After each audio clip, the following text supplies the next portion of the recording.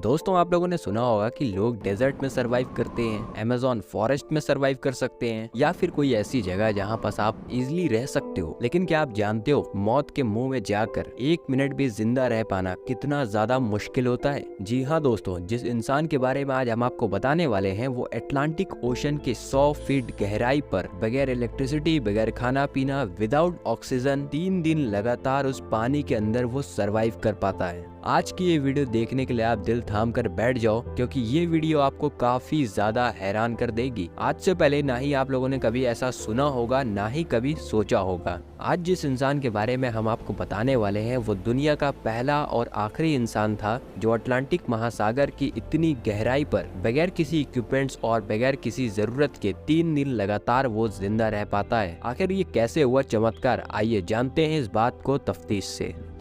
दोस्तों, हम आपसे एक चीज पूछते हैं, आप पानी के अंदर अपनी सांस कितने मिनट तक रोक सकते हो? आप चाहे जितना भी मजबूत हो, ज्यादा से ज्यादा 3-4 मिनट या और मैक्सिमम हुआ तो 5 मिनट। इसके बाद आप छटपटाने लगोगे, क्योंकि दुनिया का कोई भी इंसान इससे ज्यादा टाइम तक पानी के अंदर सांस नहीं रोक सकता। लेकिन अगर आप फिर भी जबरदस्ती करते हो और बगैर सांस लिए पानी के अंदर रुकने की कोशिश करते हो तो आपको हाइपोथर्मिया जैसी तमाम बीमारियां हो सकती है। इन शॉर्ट, हाइपोथर्मिया एक ऐसी बीमारी है जिसके हो जाने से इंसान का सारा अंग धीमे धीमे काम करना बंद कर देता है, क्योंकि मनुष्य के अंदर एक तापमान होता है जो हमेशा मेंटेन होता है। उस टेम्परेचर से अगर नीचे किसी भी मनुष्य का टेम्परेचर आता है तो हाइपोथर्मिया जैसी बीमारी उसको हो जाती है, जिससे कि धीरे धीरे सभी अंग उसका काम करना बंद कर देता है और शरीर एकदम ठंडा हो जाता है। कुछ ऐसा ही होता है साल 2013 में हैरिसन ओगिने के साथ। दरअसल दोस्तों, अटलांटिक महासागर के द गल्फ ऑफ गिनी में कई सारी जगहों पर पेट्रोलियम भरा पड़ा है, जिस पेट्रोलियम को वहां से निकालने का काम होता है और इस जगह पर हमेशा ही शिप्स का आना जाना लगा रहता है। और कुछ यूं ही 26 मई 2013 को एक जहाज यहाँ से निकलता है जिस पर हैरिसन भी बैठे थे, और इस जहाज पर हैरिसन के अलावा 11 और लोग मौजूद थे। ये जहाज जब इस जगह से कुछ दूर आगे नाइजीरिया की तरफ बढ़ता है तब अचानक ही अटलांटिक महासागर का पानी हरकत करने लगता है, एक ऐसी हरकत जो जहाज को मौत के मुंह में ले जा रहा था। धीरे धीरे पानी का बहाव तेज होने लगा, लहरें ऊंची उठने लगी और वो लहरें इतनी ज्यादा ऊंची हो गई कि कुछ समय बाद वो शिप